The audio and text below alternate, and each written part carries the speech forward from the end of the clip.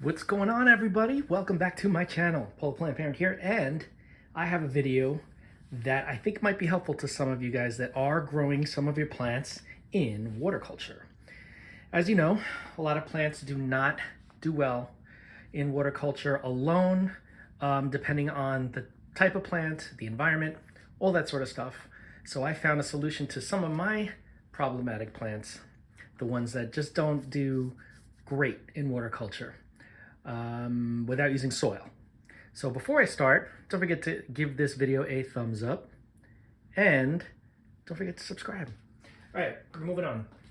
This plant is a Nanook Tradescantia, and as you see, there is dieback on the new growth.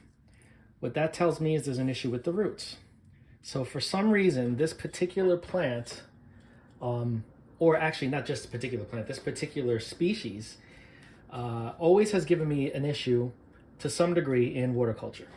It starts out great, and then it starts to show root decline or issues with the roots. Maybe they're not getting enough oxygen.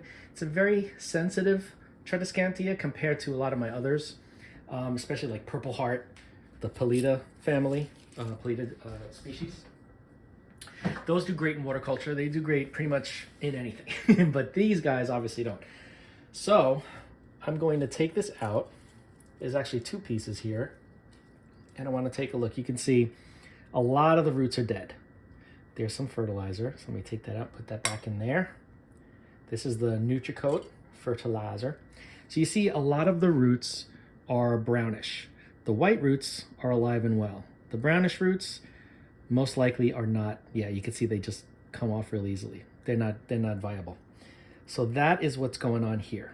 Okay. Dieback, maybe not enough oxygen, who knows. But so what I'm going to do is I'm going to put the plant in moss, because I know other plants, when they don't do well in the water culture, they do well, or they do better in moss. So I'm making a mess here, but that's okay because I will clean it up, of course. So I'm just going to pack in some moss to start. Take the plant. I'm not even going to clean off those roots because this isn't going to be in full water. It's going to be in moss. So I'm going to let those old roots die off and new ones will grow, and the old roots will just start to decompose and become some food. But I will not keep this wet at all times. I will treat this as if it was regular potting soil. Let it dry out, at least the top. I let the top dry out so the top is crispy, and then I water. So let's do this. Oopsie. I don't want to kill that little baby that's there. All right, so we got a lot there.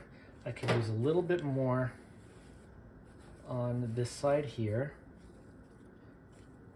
Let me just get a little bit more. Snug it in. Sorry, my arm was in the way. Like this.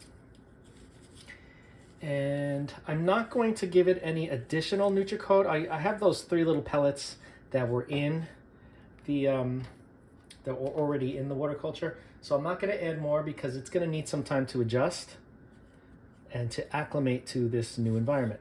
I know it's going to do pretty well. I'm assuming it's going to do pretty well. I don't want to say I know because, you know, circumstances may prove differently. But here is adding some water in.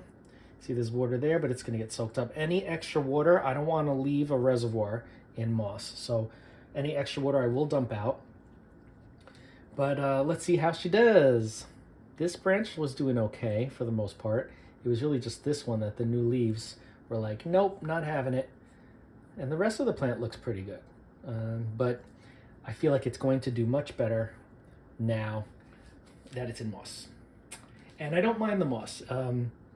As long as it's not constantly damp or constantly wet, you won't have the problem with the sphagnum moss. You don't have the problem with the fungus gnats, and that's a big reason, not the only reason, but a big reason why I had so many issues with soil is because I kept getting fungus gnats everywhere, and then that led to root rot.